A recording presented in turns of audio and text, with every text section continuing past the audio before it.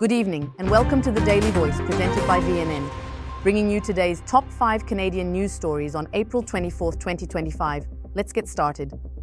A family of 4 from El Salvador has sparked a national debate after being denied entry into Canada and jailed in the US for nearly 2 weeks. Araceli, her partner, and 2 daughters, aged 4 and 14, attempted to seek asylum at the Niagara Falls crossing but were turned away by CBSA officers over paperwork discrepancies. Despite proof of family ties in Canada, officials refused to verify documents further. The family was detained under harsh conditions in the US, with advocates slamming the decision as unnecessarily cruel. Their lawyer is seeking a judicial review in federal court, calling the handling a failure of Canada's asylum policy. The Safe Third Country Agreement remains a flashpoint in immigration law as the family now awaits US hearings. With just days to go, Conservative hopes in the GTA are fading fast as Liberal leader Mark Carney gains momentum. At a rally in Vaughan, Pierre Poilievre's supporters voiced frustration over affordability and Trudeau-era policies. But polls show the Liberals pulling ahead in key ridings. While some attendees admitted Carney's credentials are hard to beat, Poilievre doubled down on economic themes, blasting Carney as Trudeau's twin. Still, media were blocked from speaking to the crowd inside.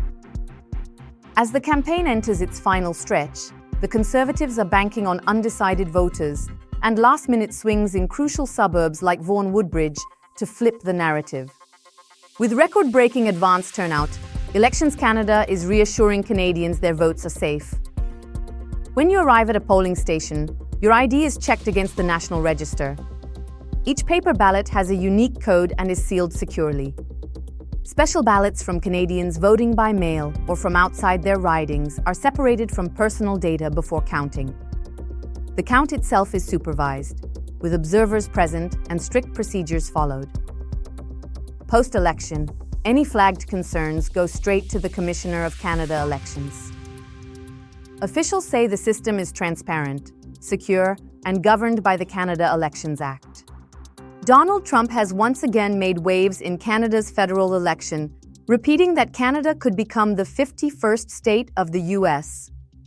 The comments, paired with threats to hike tariffs and relocate auto jobs, are fueling Liberal momentum as Mark Carney frames Trump as a threat to Canada's sovereignty. Carney says the election was called precisely to push back against Trump's interference. While Trump said he likes Canada, he didn't endorse any candidate. Still, his statements are dominating the headlines. Conservative leader Pierre Poilievre is calling for engagement, while Liberals say only a strong majority can stand up to the US president. Chaos erupted at Toronto Pearson Airport early Thursday after a fatal shooting near Terminal 1. Police confronted a man allegedly suffering from mental illness who reportedly pulled a handgun on officers. He was fatally shot at the departures level, triggering major delays during peak travel hours. The SIU is now leading the investigation. Although the incident is said to be isolated, it disrupted travel for thousands. Public transit and parking routes were also diverted as a precaution. Flights resumed by late morning, but full reopening of the terminal area is still pending as authorities continue their investigation. That's all for today's top stories. Thank you for joining us on the Daily Voice, presented by VNN. Stay informed, stay engaged, and we'll see you next time.